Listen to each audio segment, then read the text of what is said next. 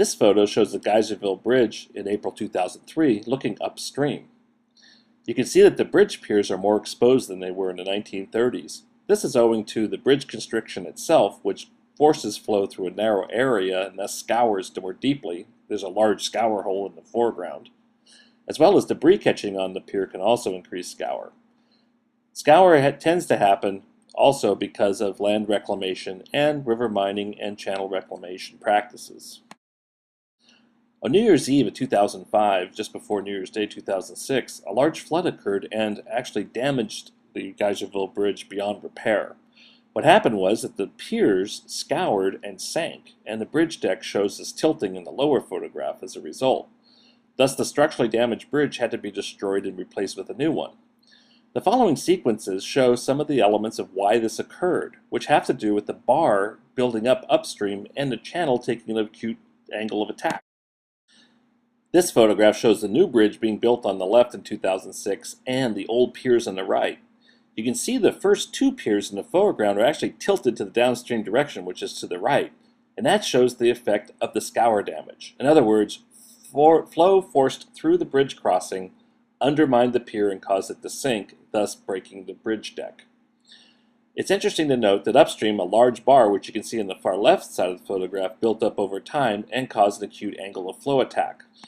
Here's the new bridge during a flow that occurred in 2007. You can see now that the piers are pretty much smaller and they're actually sunk a lot deeper. So this bridge and the abutments of the bridge are pretty well stable.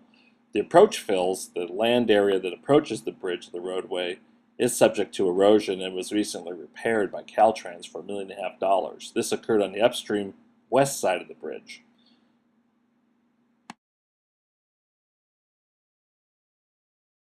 Here's a photograph, March 2010, of the bank erosion upstream of the Geyserville Bridge. You can see the vineyard land is being lost. The bank is about 15 to 20 feet high.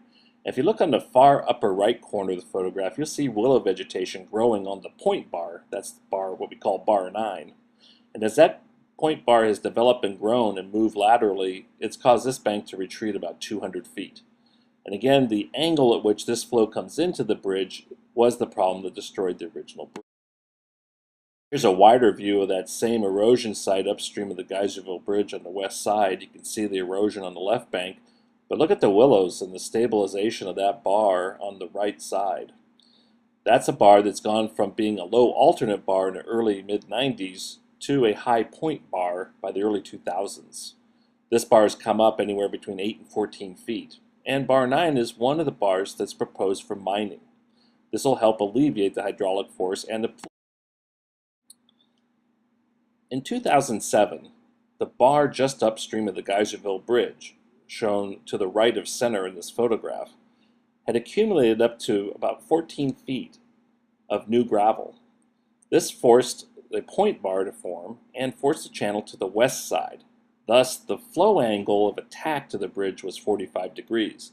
This greatly increased scour on the old bridge piers, which eventually caused its failure. The following shows a sequence of aerial photographs from 1942 to present, showing the changes of the bars and the river channel at the Geyserville Bridge. You can see the Geyserville Bridge in the middle of the photograph, and actually the channel is more toward the east bank than it is the current west bank configuration. But what's important to see how straight it is coming into the bridge. Again, coming straight at those piers is actually to minimize the scour at the constriction of the bridge. By 1961, the bank had actually become pretty stable on the east side, showing lots of vegetation cover, and some pretty good cover on the west bank as well. But what's important is to see that the channel is actually on the other side of the river from its present configuration. You can see the effects of agricultural land encroaching on the river. This is an area where the river was probably 3 times as wide as shown in this photograph.